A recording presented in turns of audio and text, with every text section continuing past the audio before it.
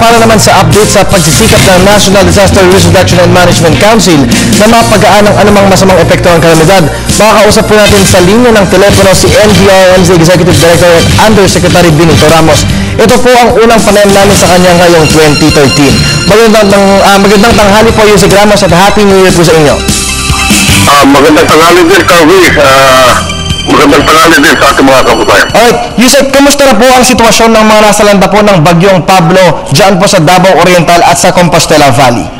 Hindi masyado sila apektado ngayon dahil mahina na yung pag-ulan. Dahil kanina, low pressure area pa lang ito. Nag-develop lang ng tropical depression, vicinity ng Dipolog City dito sa Sumbre. So hindi sila masyadong apektado dyan sa Compostela at saka sa Davao Oriental. Bagamat ito ay nangangamba pa rin yung mga tao dahil sa pag-uulan light to moderate. Opo, Yusek, nabanggit niyo po yung bagong bagyo na si Auring na kakadeklara lang po ng Pag-asa. Sa ngayon po, ano na po ang paghahanda na ginagawa po ng inyong ahensya tungkol po dito? Meron silang evacuation na nangyari doon sa Dipolog kanina, doon sa Barangay San Jose, dahil umpisa na mag-aapaw yung Lugungan River. Kaya meron na tayong 90 families na preemptive evacuation. Samantala ito si Auring ay papuntang west, papunta doon sa Palawan.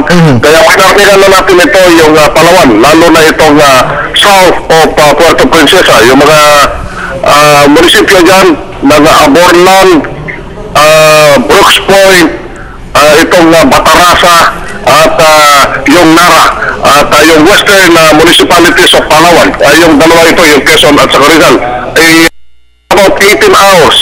Kung ito ay hindi magbago, dahil 28 kilometers per hour, 540 kilometers ang distance niya dyan sa Dipolog, so it will take about 8 hours bago mag-landfall bukas ito sa Palawan. Opo, Yusek, meron ng mga nakataas na public warning signal number 1 dyan po sa may bahagi nga ng Palawan. Kung sakasakali pa pong lumakas itong naturang bagyo, ano na po yung mga precautionary plan po na gagawin ng NDRRMC? Yeah, ito na nga yung sa local government chief executive ang may discretion dito kung sila ay magpa-evacuate. Alam naman nila kung saan yung low-lying areas kagaya ng munisipyo ng Nara.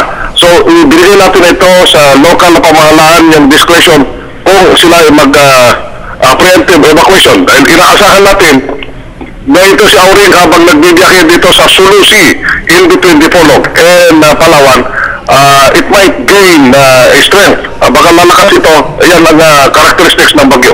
Opo, kanina rin, Yusek, nabanggit po ni forecaster Adsal Aurelio, hindi po tatagal ng halos 24 oras itong bagyong si Auring. Ano na po yung ginagawa sa ngayon ng NDRRMC doon po sa pagmamonitor tungkol po sa bagyo?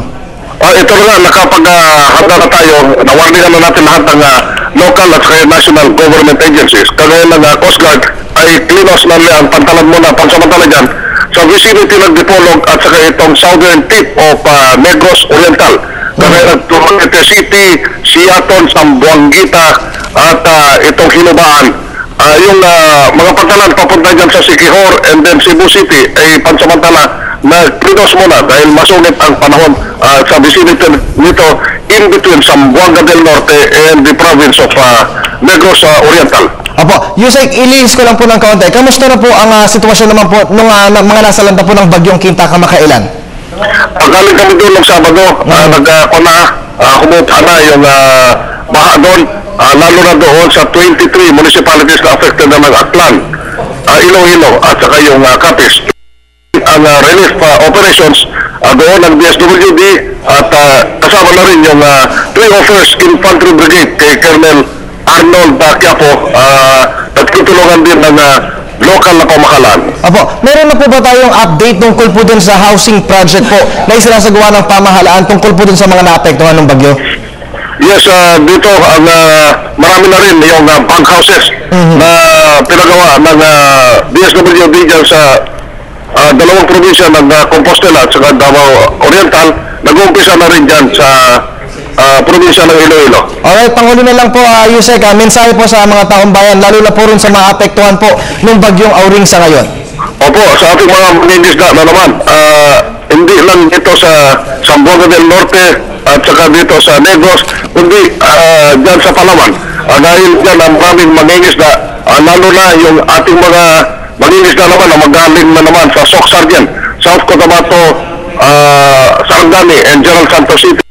Yan ang paborito nilang fishing ground, itong West Philippine Sea. So ipagpaliban muna natin ang Manila dahil meron namuho na sama ng panahon.